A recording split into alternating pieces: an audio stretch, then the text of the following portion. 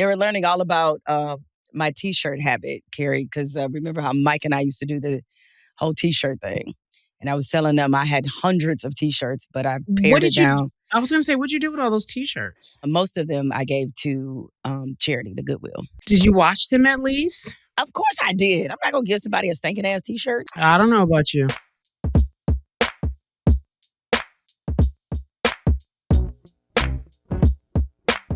Cari, you said you were going to give me a hard time today. Like, this is any different from any day. Unless you're saying today will be you giving me infinitely a harder time than normal. Well, it's in love, though. It's definitely in love because... Of course, it always is. Well, sometimes it's just because I like to give you a hard time because it makes me happy. Sometimes it has no reason or rhyme to it. You just like to give me a hard time. But okay. No reason or rhyme to it. But you know what I really appreciated, honestly, at least my thought process was this when I was thinking about the funeral. Okay, first of all, Mike Smith, our dearest beloved Mike Smith, who used to work with on a show called His and Hers. He sadly lost his wife back in December, and she was battling she had a brain tumor. Yeah, and it was a very rare form of cancer, and they didn't give her much time to live, but she fought for, I would say, the better part of 2 years after her diagnosis. They did clinical trials. They did whatever they could. And Sarah is her name. Sarah's lovely. They have 3 lovely children. And I know this news just hit all of us really out of nowhere when we found out.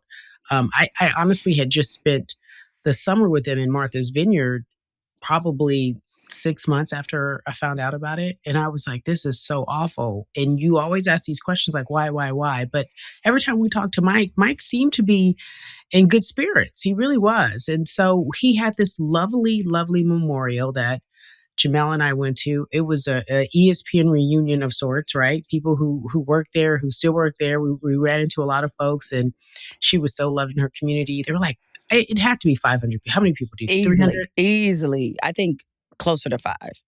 Because this is, because remember, it was at a Westin in downtown Baltimore, or downtown Boston, excuse me, and their biggest ballroom. That's where it was, and it was basically filled.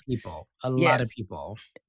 And I also remember, if I'm being honest with you, that there were like different groups of people. Because Mason, their son, had his entire boarding school a choir there, right? It was just, it was really lovely. It was 5 hours? How many hours? It was closer to 5. It was a memorial service. Have you ever been to a service? It's the longest memorial service or funeral, if you want to put it in the context of a funeral, that I've ever been to. But anybody who knows Michael Smith was not surprised. And especially me working with him every single day for the better part of 5 years.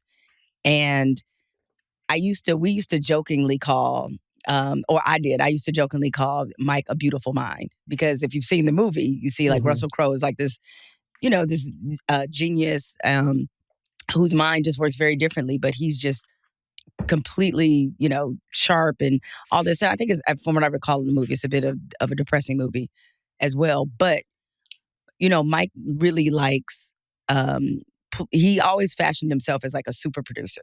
So like every day when we, and this, Cari, being in TV, is that you become the producer because like you're filling out your show, you're figuring out what Am I showing my belly while you're sharing this? Do you see my belly out? No, sorry. I do not see your belly. I was doing after dark in the morning. Go ahead. I'm sorry. So, you wind up, producing your own show. And so for all intents and purposes, he produced that show. Yes, we were executive producers of the show. And he was so, how Mike is like he gets very, very deep into it. Like I told him when we talked recently, I said, you have never done anything half-assed in your whole life. He has given you 100% of all the energy all the time. And so when we put together the show, we have a whiteboard. He has this, he drawing stuff, he writing stuff down. Like he is literally a mad scientist every time he's putting together, our show as we're collaborating on what are the most important things to talk about. Likewise, this was not only the longest memorial I'd ever been to. I'd never seen a memorial structured like this. And or been to one that was structured the way this was structured. He did this thing, and I kept trying to describe it after it was said and done. Everything about it was for us to figure out every stage of her life, where she was Correct. born, who made her, her parents, her friends, her best friends from college, her church groups, her civic groups, her kids, who they were with, who how her and Mike met. I mean, I knew everything about her. I could tell her you were her, and I thought that was so beautiful. It was a beautiful story for a person who has a beautiful mind. And it was just wonderful. And there were all these wonderful video tributes. I mean, I have never seen anything done like that before. It was really special. And even though we knew it was going to be that long, it still felt like I wanted to be here for the movie. I wanted to be here for the unfolding of the life story.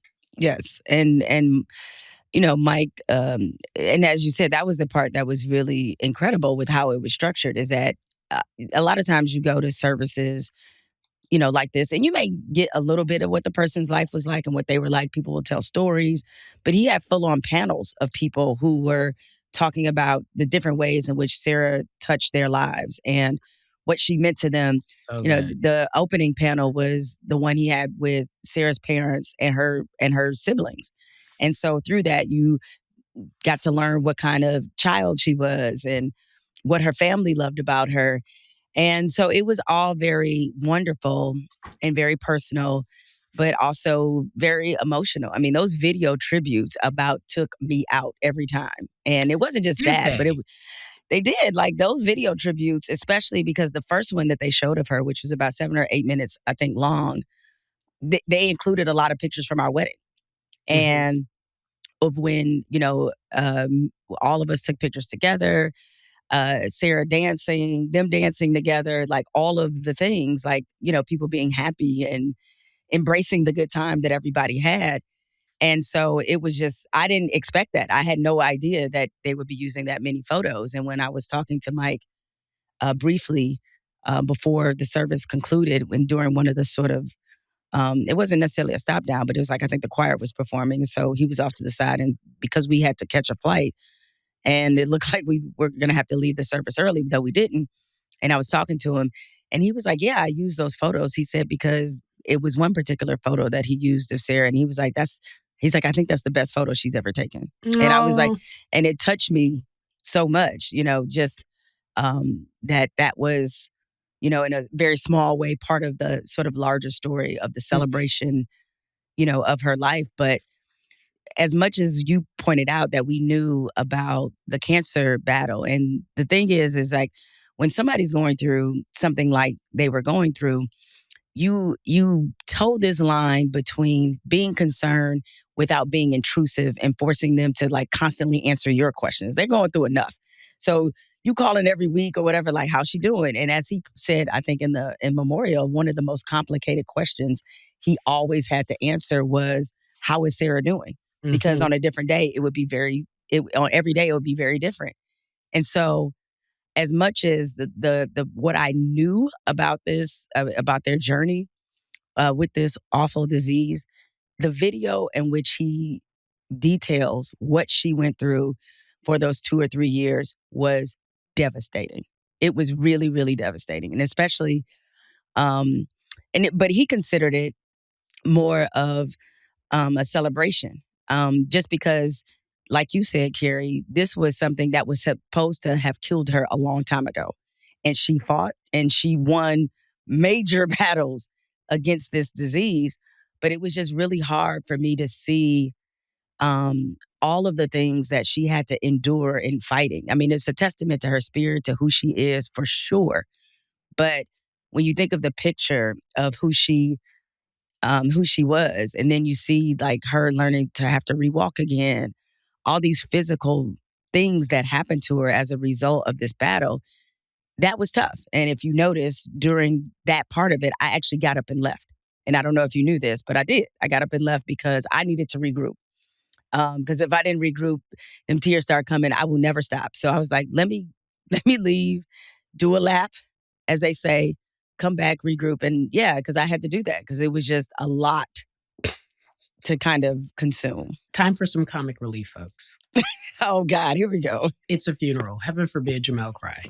You know what? So I don't. No one enjoys crying in public. Okay. Heaven forbid during a 5-hour funeral, one thug tear drops. I'm going to tell you, there were a few times because anybody watch, I was blowing my nose, snotty crying the whole time. Like I had no problem showing that emotion. And that's only because my heart kept thinking, what about the babies? What about their 3 children?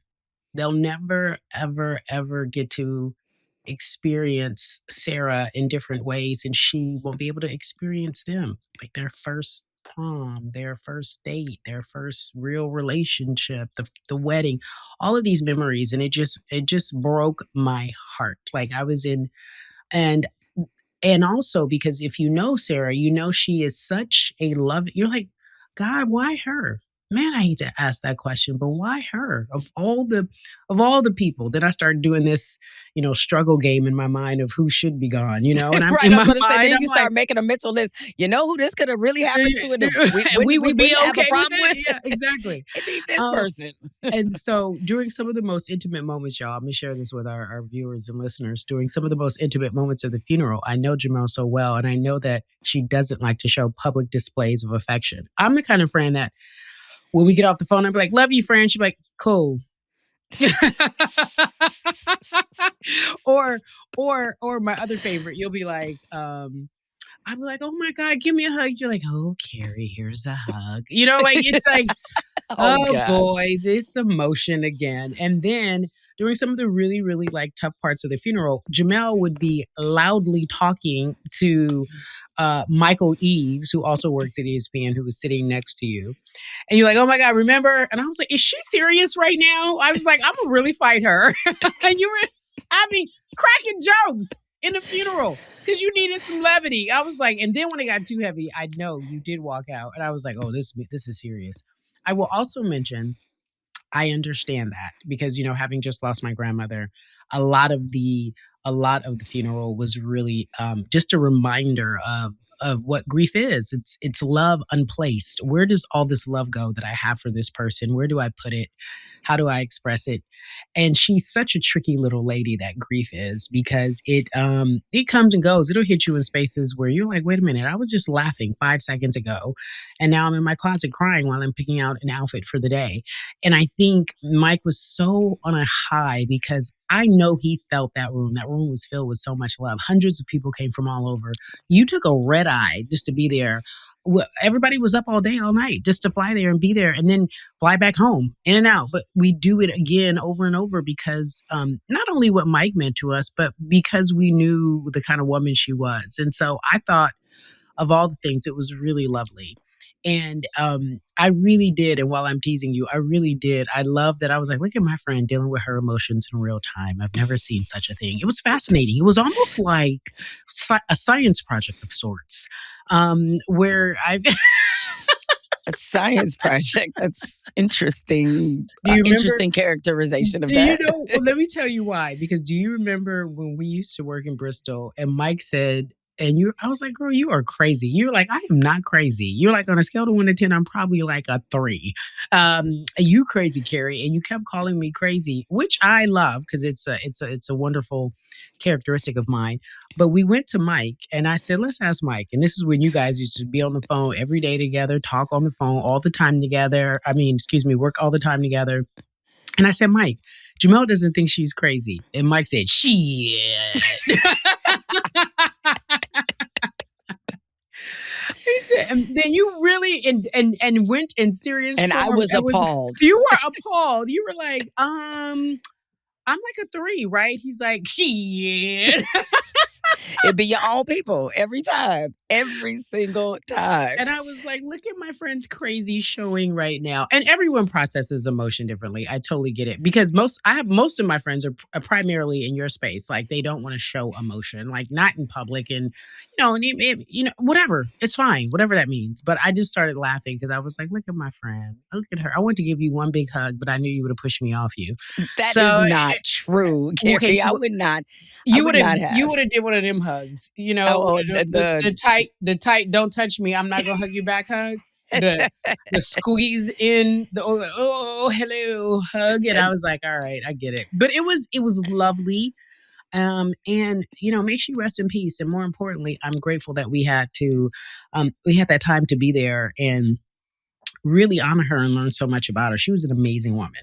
Amazing. She was, and when we, it has been, somewhat a little difficult because obviously there's still people who remember, what we did on His and Hers, and when we hosted the 6 o'clock Sports Center, and so people come up to me all the time saying like, "Hey, I used to love the show, this and that," and they always ask, "Where's Mike?" Yeah. And I could never really tell them what the situation was because these are perfect strangers, number one, and two, this is the first time both of us are publicly talking about this. Like the people who knew about what was New. going on behind the scenes knew.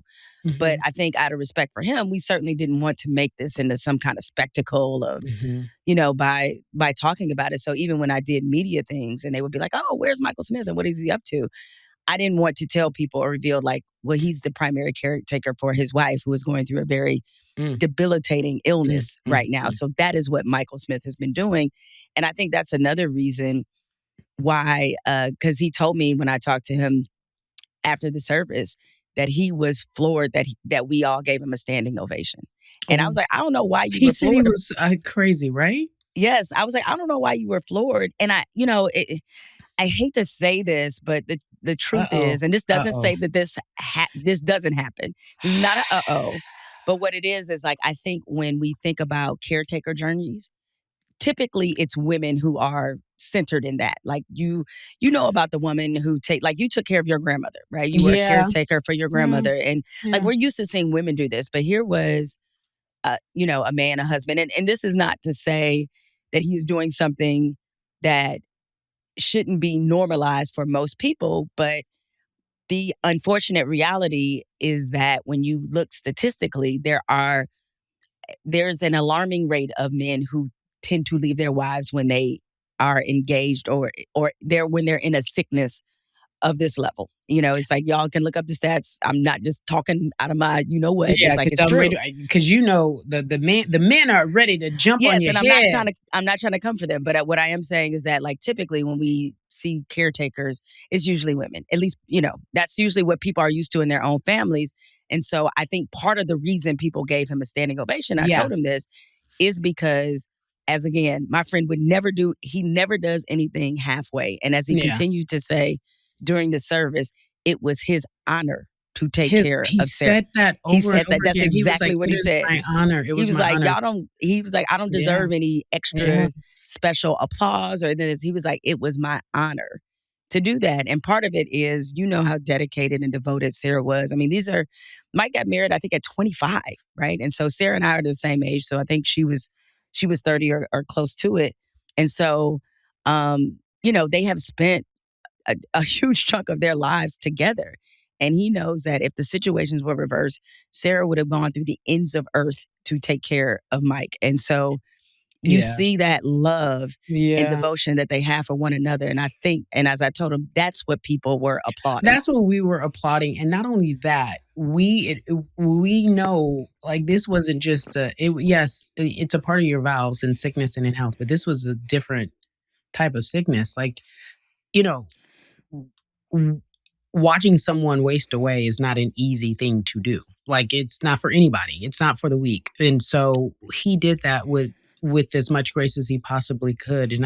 But he even was so funny. And so I like how he said he would go to her and be like, "Honey, I made dinner." And she'd be like, "Great." Because another thing about Michael Smith, that brother can't boil water. Can't boil water. She was like, "I've been doing this the entire marriage for 18 he was years. Like, oh, congratulations. So, welcome to my world. Congratulations. You cleaned the house today, sir. And you washed some clothes. You got the kids off to school. Good for you." He said she still had such a funny sense of humor. And I appreciated that because, I live in the world of sarcasm. I love that. That's my defense mechanism. And so I thought that was really special. So I just wanted to just say, Mike, we love you.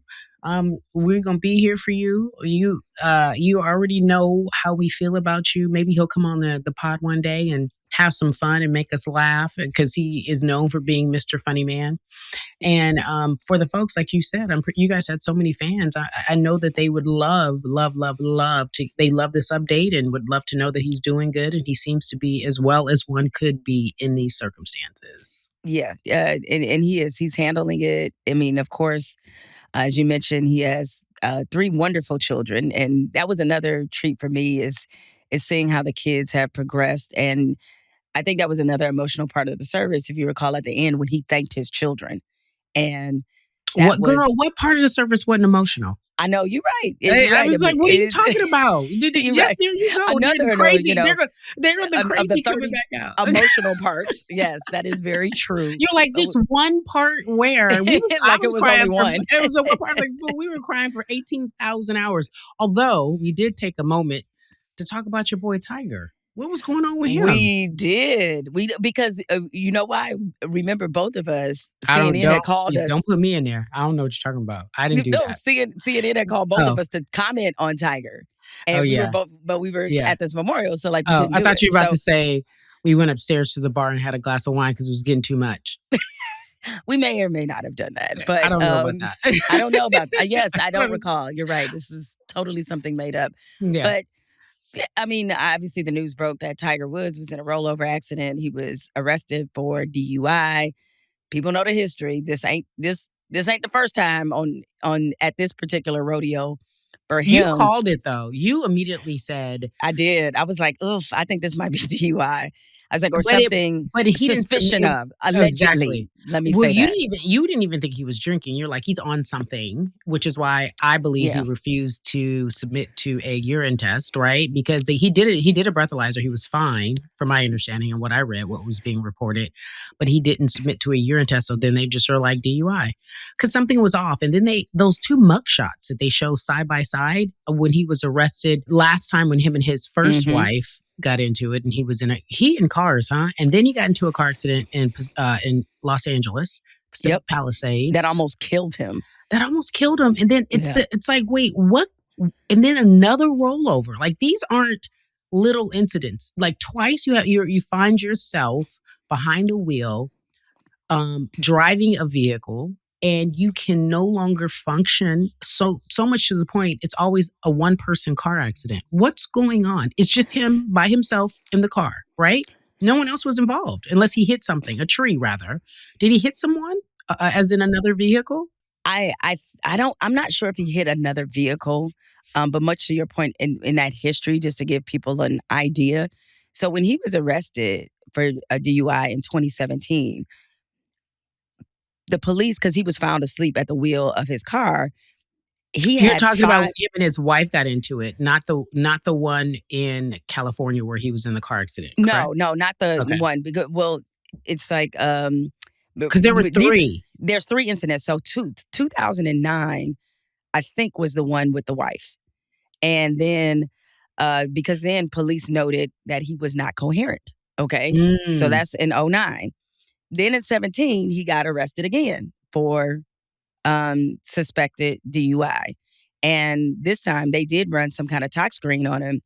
And he had 5 different drugs in his system: Vicodin, Xanax, Ambien, THC, and another one that starts with a D that I can't fully pronounce.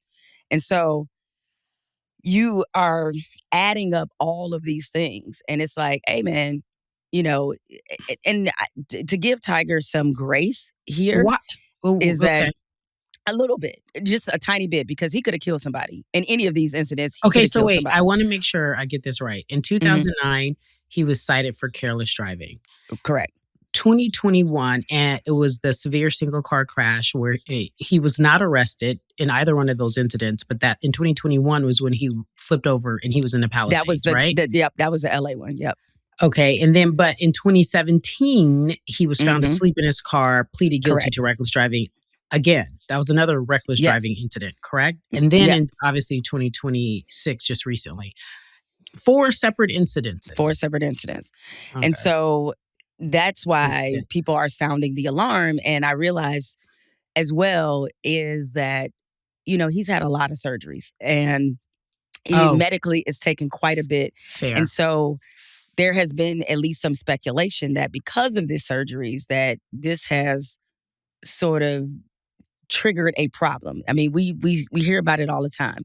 Is that people that have back surgeries, people have various surgeries, they get put on certain drugs and they're addictive when they're giving you oxycodone or some of these other things.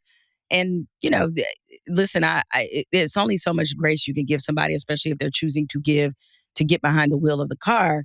But at this point, I think the alarm needs to be sounded because, as you pointed out, all the incidents, because the one in 2009, that was the one related to his ex-wife, where his Escalade crashed into a tree outside of their house after the whole cheating scandal kind of blew up. Yeah. And that's when police noted, like, hey, something ain't right. Why does he still have a license?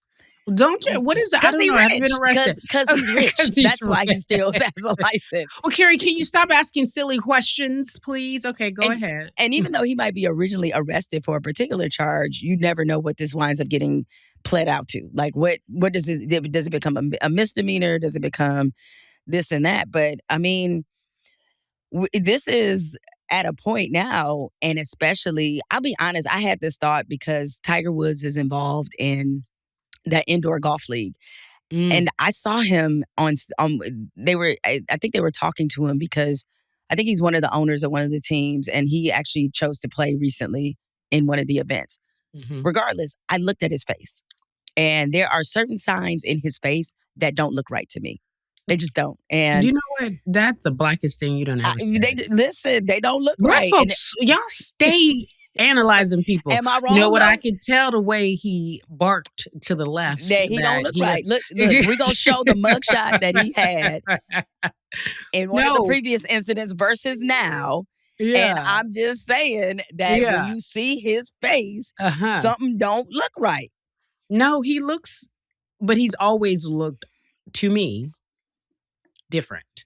But I see what you're saying. Like, this ain't a good kind of different because it's like the puffy cheeks, and you clearly see it looks like somebody who doesn't. He's sleep. Inflamed. Yeah, he's inflamed. Looks like he ain't sleeping, and it just he don't look right. I'm gonna just say what it is. So, listen, I hope he gets help, in whatever form that help comes. And no, I'm not going to give him a pass because at this point, this didn't happen too many times. I'm going to say something, though. I'm going to say something to you, and I'm not saying this about too many people, but you're asking someone of that stature, of that greatness, because Tiger will always, you saw those people standing outside of the jail-free Tiger wearing their Tiger shirts. Mm-hmm. Someone of that stature, someone who's considered a GOAT. If you said, who's my all-time GOAT, just any athlete, it would be either Michael Jordan or Tiger Woods. Like, people would go back and forth between those two because of what they've done for their individual sport and how they've changed it and impacted it in the zeitgeist. Someone with that type of, and I'm not using ego in a bad way, but with that type of fame, that type of reach, probably would have a hard time being humble enough to submit to something like that, to going to a rehab or seeking some sort of help. Like, it feels like even if it was private, he can afford to go anywhere and it could be done in the most private of ways. But I bet, like, if we were to interview any of his exes, there's a reason what they could tell you what they dealt with. Lindsey, remember he was with Lindsey Vonn for a long period. I totally, until recently, remember I think you were reminded when we were talking about Lindsey and her comeback. Yeah, and you were like, yeah, remember when she dated Tiger Woods? Girl, I had totally forgot about that. No, completely. And he had, but just people like that, because she's an extreme athlete too, so she's probably really disciplined. I could imagine that first wife that he cheated on, she was clearly tired of it, because she broke out the golf club to get rid of him, and she's remarried and living a different life. But my point being is that it probably is really hard for him. And I don't know. I'm not an expert in this. I'm not going to do, if you look at him, he ain't right, because I'm going to leave that to you. But I will say that I know it's probably really hard for somebody of that caliber to humble themselves. Like, something has to be even more devastating than 3 DUIs. Like, those kind of people really need extreme actions, because people said that about Mike. Mike set up through that all of The Last Dance with some tequila and bloodshot eyes. Like, I dare you. He was like, I'm fine. I've done this. He is fine. Mike is fine. Ain't nothing wrong with Mike. Jordan is fine. He's fine. When you said Mike, I thought you meant Michael Jackson at first. I was like, yeah, because Mike, the unfortunate way Michael Jackson passed away, which was again someone of that. Like, that takes an incredible amount of humility and loss in order to say, I'm going to get help. Michael But Jackson was at Carrie, the Tiger Woods. listen. Again, he's I, almost died out here. You know what I'm saying? it didn't and that didn't scare him. Do you see what I'm saying, friend? He's still behind the wheel driving. And you got kids out here. I mean, he has and especially his son is now obviously playing golf and kind of following in his footsteps. And it's just real reckless. Probably. He'll take the kids to be like, Dad, you got to get it right. Probably. If they haven't said it to him already. Yeah. Because kids know more than we think they know. Yes, they do. We kids know that they observe everything, and they wait till they become adults and put you in therapy and tell you about it. We hope Tiger Woods gets the help that he needs, but you shouldn't be driving. No, I was like, I want him to get well and all that good stuff, but the reality is, like, at this point, not only does he need to sit down, he needs to sat down, as the old Black people say, but in some ways. But I already know how this movie is going to end. Is like because of the lack of evidence that they sort of have, other than observational evidence. Because again, as you pointed out, he did not. His breathalyzer was fine. Didn't show any alcohol. But the police aren't stupid. They observed somebody who appeared to be on something, and these things, especially where he is in Jupiter, Florida. He lives there, lives in that area. I used to live in Jupiter and used to see him all the time. Girl, I lived in Orlando, and trust me, there's some stories I could tell. I know. When he lived, there's some stories that I could tell about. I put it this way: it was this one particular establishment that I used to go to in Orlando all the time that was in his community. So he lived relatively in his community. He lived in a place called Windermere, and Windermere is a very rich suburb inside of Orlando, where pretty much former athletes, former pro athletes, current pro athletes, like all the celebrities, or many of them, lived in this one community. And so there was this club/restaurant that was maybe 15 minutes away from there, that a lot of them, you would see them in this particular place. And man, the valets and some of the people that worked at this place used to tell me stories about Tiger Woods. And this is before. That's so messy. It is. And I was here for all the mess. And that was before. So messy. That ain't none of their business. Yes, before he got busted. And by the way, let me be clear, so not to put too much mystery on this. Most of the stories they told me, a few of them involved like women, but the majority did not involve women. It was just about particular habits that he had that they saw. And so that's why I'm just like, when all of this stuff started coming out about him, I reflect back on like what I used to hear about him all the time when I lived in Orlando. To people who lived there, it was the worst kept secret. A lot of the behaviors of his that became exposed. And that's how it always is. Whenever a celebrity is in your city or town, you see a different side of them, because you see them at Ralph's, you see them at different places, and you're like, I know how they get down, So anyway, hope he gets the help he needs on one end. On the other end, he got to cut the shit, because he is putting not only his own life at risk, he's putting other people's lives at risk with this continued habit of reckless driving and clearly being impaired in a lot of these cases. Yeah, it's unfortunate. I feel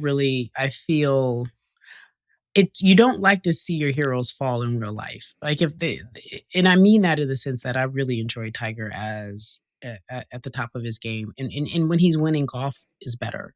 It's more exciting to watch, and you just hate to see it. You hate to see them in decline that is and self-decline, right, and unforced error. So I don't know. Anyway, so I was gonna say I also, in this weekend's news, wanted to discuss something that is near and dear to my heart.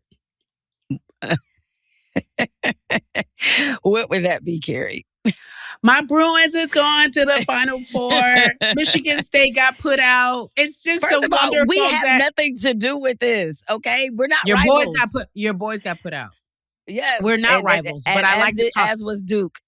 Duke was also put out. Duke men, Listen, that is, that's and Duke unfortunate. You gotta women. do. Can I say something? I had made a little mini bracket, and I wanted you all to win. I was rooting for you just because you go to school there, just much like you were rooting for UCLA because I go to school there, Yes. and they've been so generous to us.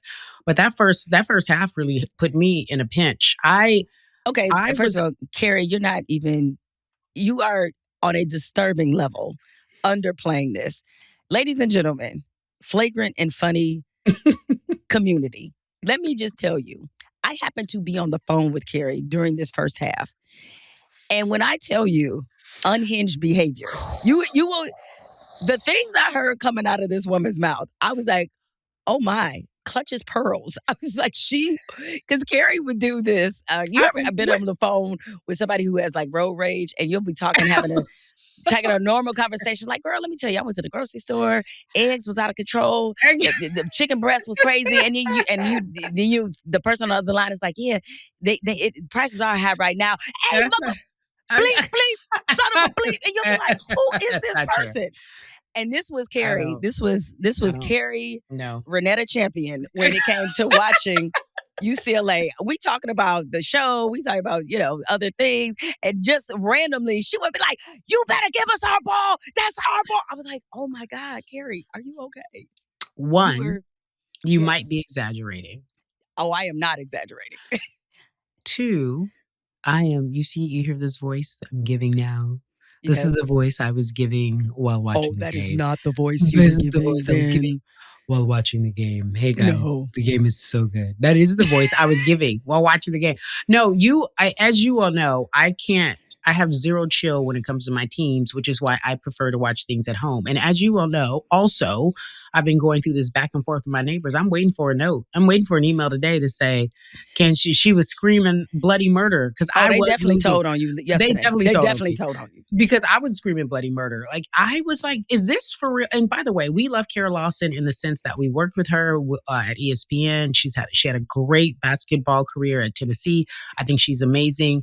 We weren't rooting for her though. And I was like, Kara, I love you, but not today, And at one point I was like, oh, the girls are, I'm talking about UCLA.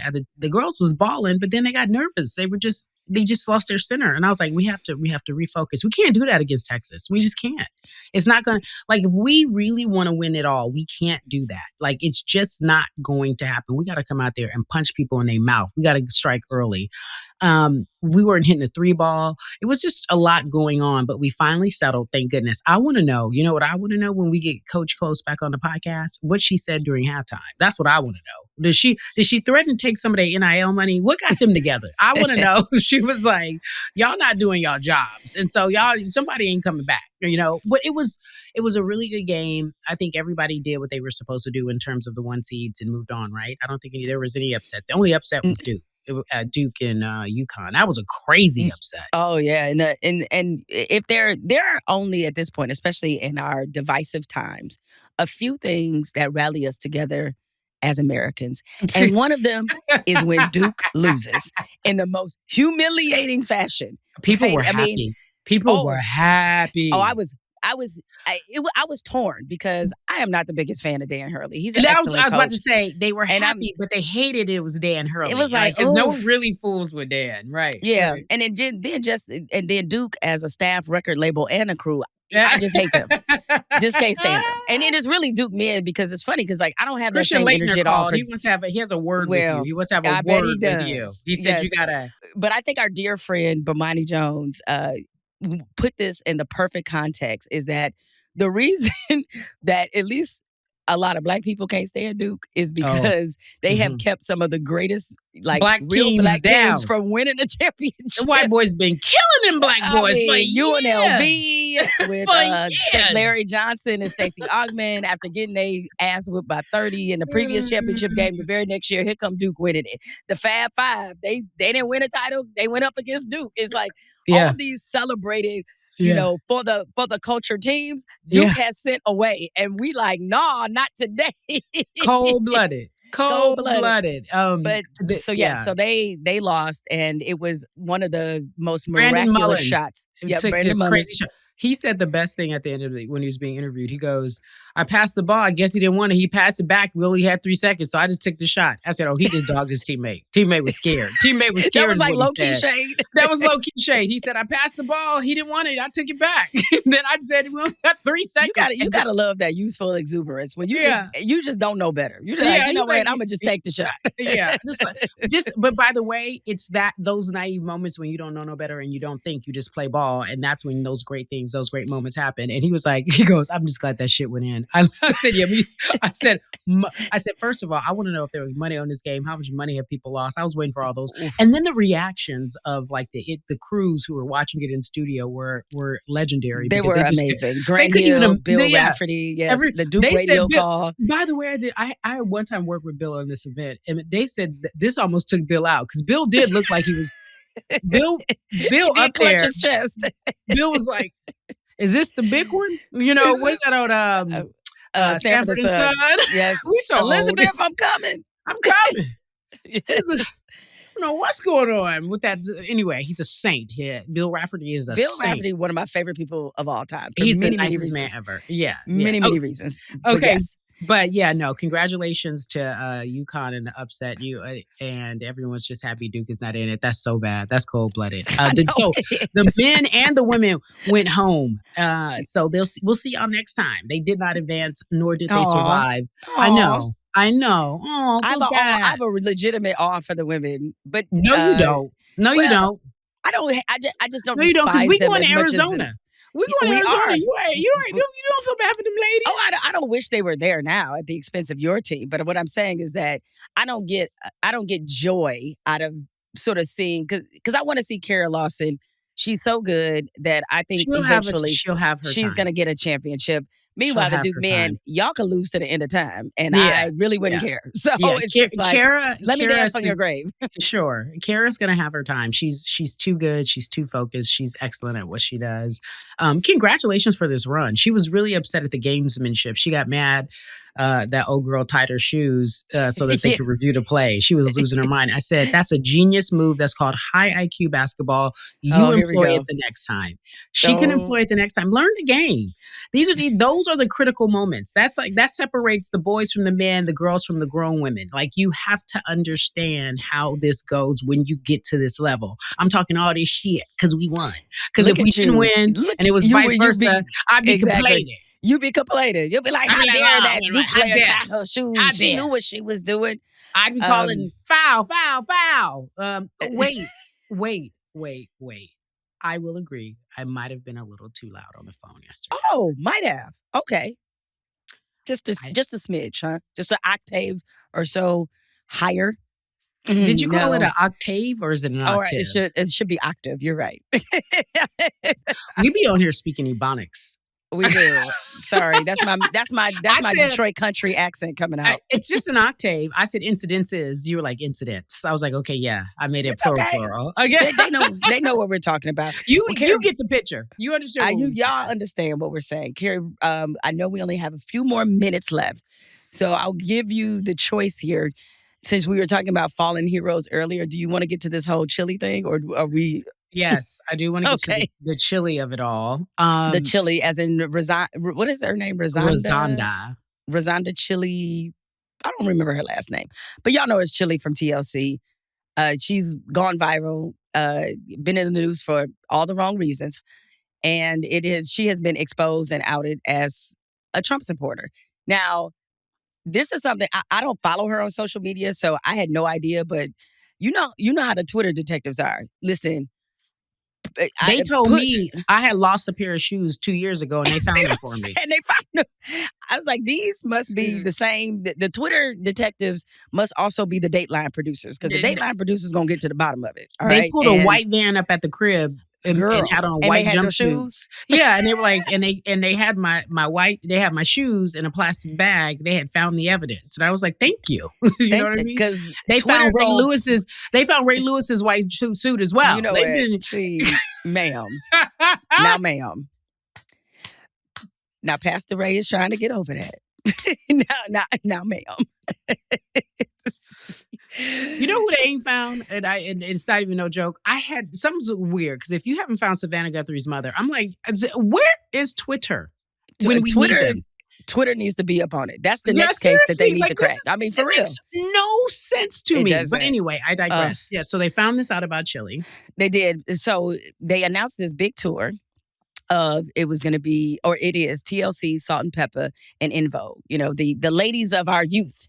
You know, when we back in the 1900s Hold and they was on doing their thing. till Hold you're on. young. Yes. You got And to giving hold them something he could on. feel. And Giving him something Salt and he Pepper, could Express feel. Yourself and Push It and Express Tramp and all them yourself. songs. Yes, exactly. Mhm. And then you have TLC, Don't Go Chasing I take your Waterfalls. man whenever I Right. feel like it. It's not a bet.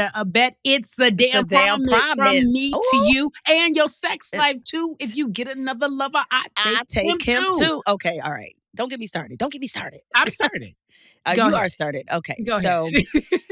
it comes out that originally what was sort of was the flash fire of this is people online saying, once the tour got announced, hey, y'all realize this is the same Chili, aka Rosanda Thomas, that reposted a meme of Michelle Obama that is very popular in right-wing circles, a conspiracy theory they have that Michelle Obama is a man. And it's like, that's why I want to hear shit about them complaining about Drewski. This is exactly why. And so anyway, she reposted that. Okay, that's step one in this whole ordeal. Then more and more receipts start to come out.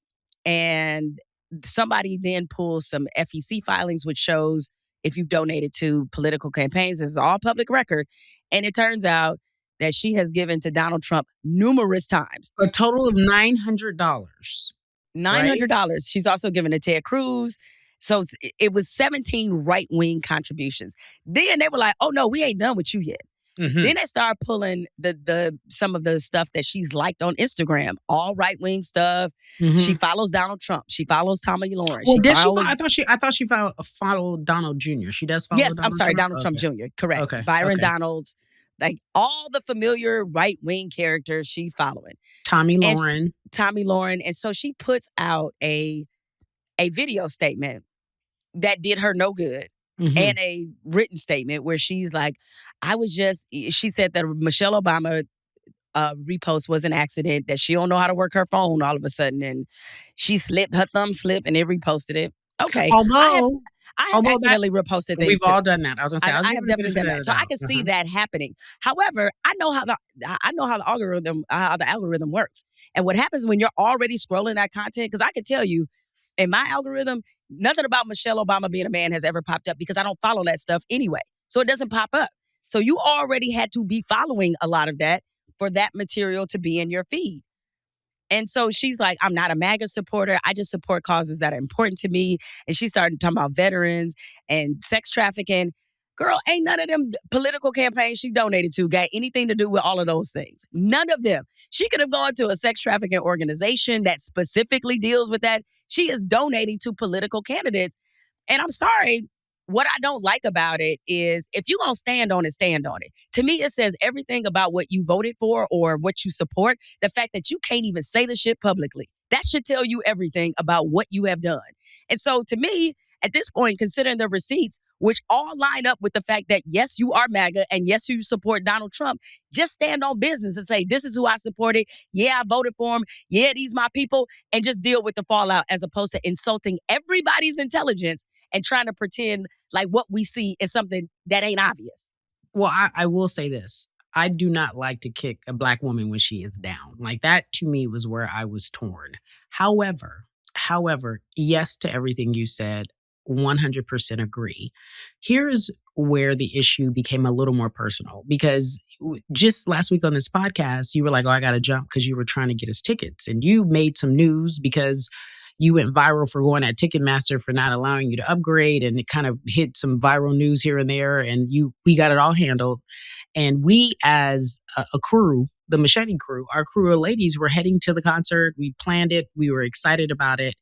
And yesterday, as this was all coming out and starting to unfold, when you just got a little time to focus and pay attention, I was like, yeah, no, I don't think I want to go. I don't want to be seen there. And we had some people go back and forth and say, well, look, there are 7 other women on this tour. You don't have to just support her. But if I'm honest with you, I'm sure she's not the only woman on that tour. What she has opened up has done two things. She's exposed everyone to be under a microscope that they were not under before. And I'm sure the people, I know the investigators are looking, and by that I mean the folks on social media are looking at In Vogue and looking at Salt and Pepper and Spinderella and wondering what their political leanings are. And now these women have to, because what's going on with Chile, now these women have to defend themselves or let it be known that they're not, or they could, who knows? Here's the rub. This is why it's such an issue, because people are like, so what? She gave them $900. So what? Their base, TLC's base, is primarily Black women. 92% of Black women voted for Kamala Harris. That means 92% of Black women voted against Donald Trump. Are you trying to tell me she's part of the 8% that voted for him? That feels like a different type of betrayal. That feels very personal to me.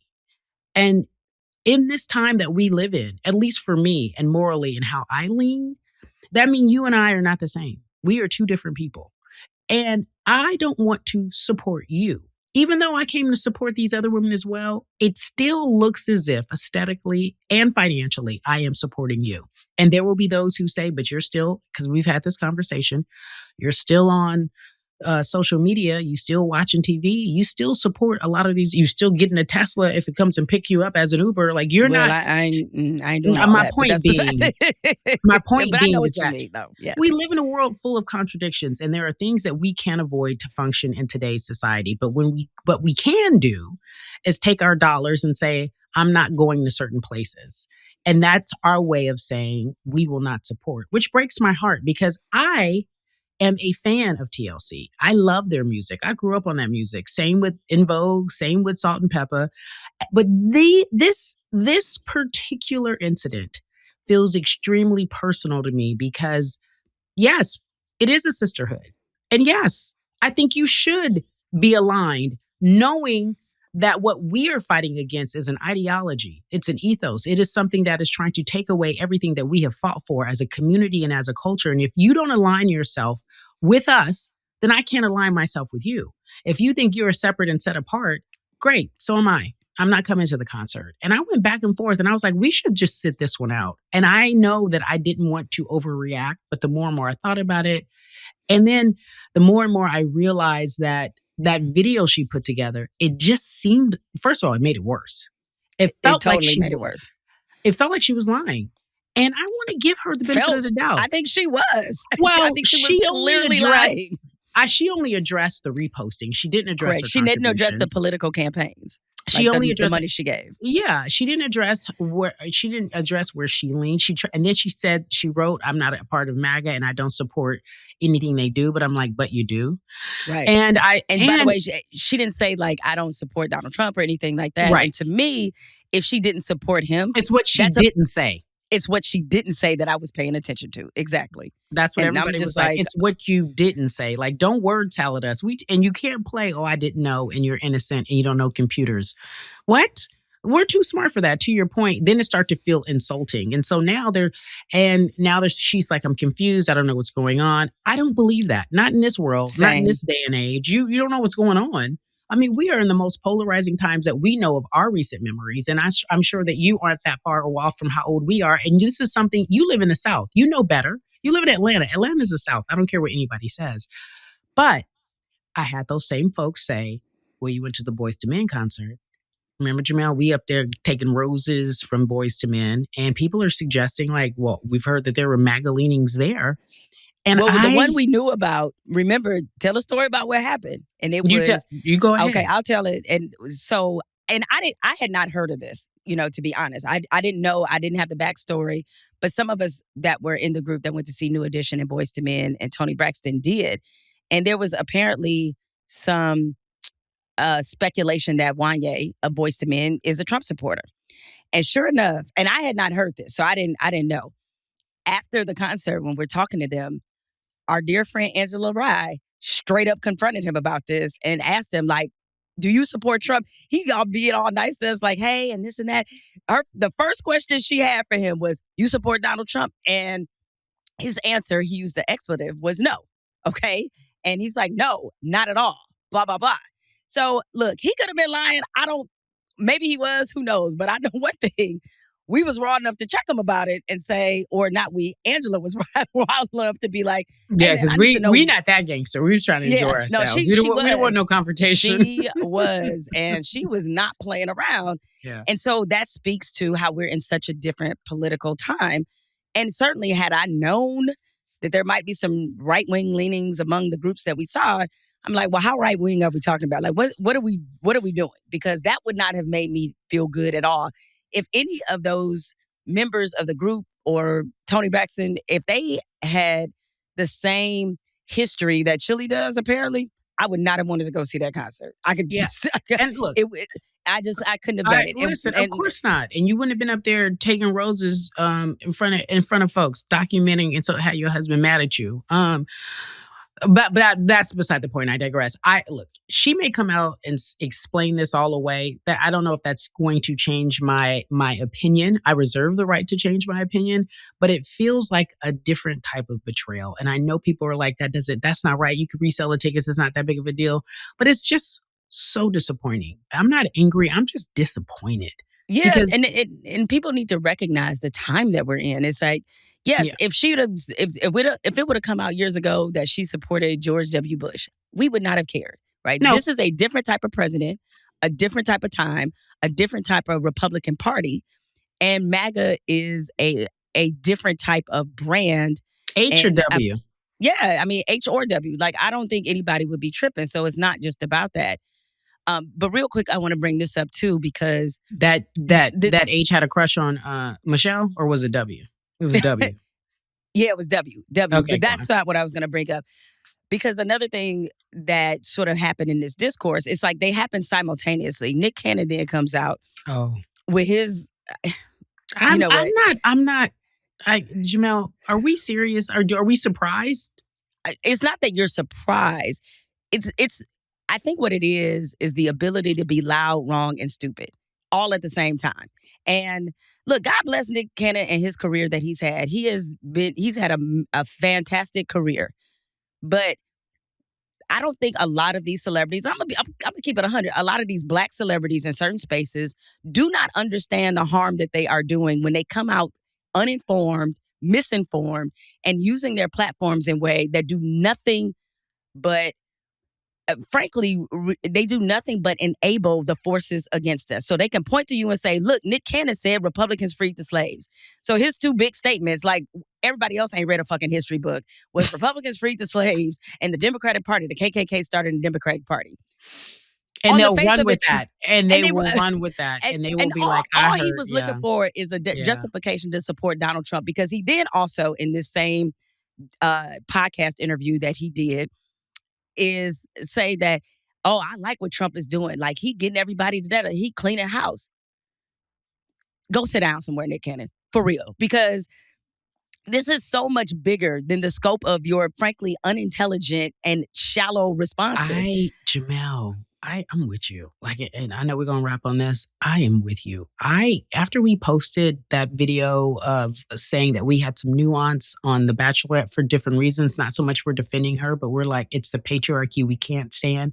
All these men jumped in the comments saying the most unintelligent, uninformed things that I had ever heard in my entire life. So my point being is that we are in the stupidest time, I'm making this up, the stupidest times of our lives, meaning like, headlines, I only read headlines. I don't do any research on my own. I'm gonna read this. I'm gonna read the 2 lines under Twitter. I'm gonna pay attention to what somebody said on a podcast and take it as fact. Like, and you don't know the difference between journalists and influencers and people who are just writing blogs to write blogs and people who have an opinion and people who are just storytellers. Like, it's all blurred lines and we're running around like it's fact. You talk about Nick Cannon. I remember, God bless this man. He was like, I heard in California, Nick Cannon doesn't have to pay child support because after you have 10 children, you don't have to pay any more child support. Where'd you hear that from, sir? Bless their heart. That's all I can say. Bless. That's the name. That's the name of this pod. Bless their heart. Bless their heart. And all right. everybody knows what that means when you say that. That's bless their heart. As the other thing I used to always hear in church growing up. God blesses babies and fools alike. Babies and fools. He got a special heart for those. And then depending on some days, I'm either one or the other. So I'm okay. I'm not immune. I too can be a part of that. I appreciate you, friend. We're going to do this again on Wednesday. We are. And shout out to Buffy for rapping us 20 minutes ago. Buffy's like, y'all just got to make my job just a little bit harder. We had a lot to get to. We had a lot to get to today. It was a full weekend and we had to get right to the topics. Yes, we did. And let's get to planning our trip to the Final Four. I know. I'm excited. I bet. I got to be honest with you. I don't know where our seats are. Normally, I take my boo courtside. I don't think I'm going to take my boo courtside this time because it's intense. They gotta make some money. So and you then might be I'm also terrified for you because don't nobody need to see that courtside, Cari. Your behavior. You mean that breakdown? Yes. That mental breakdown called watching basketball with Cari Champion. Okay, great. Okay. I love you dearly. All right, same. I'll see you here on Wednesday. More Flagrant and Funny coming at y'all.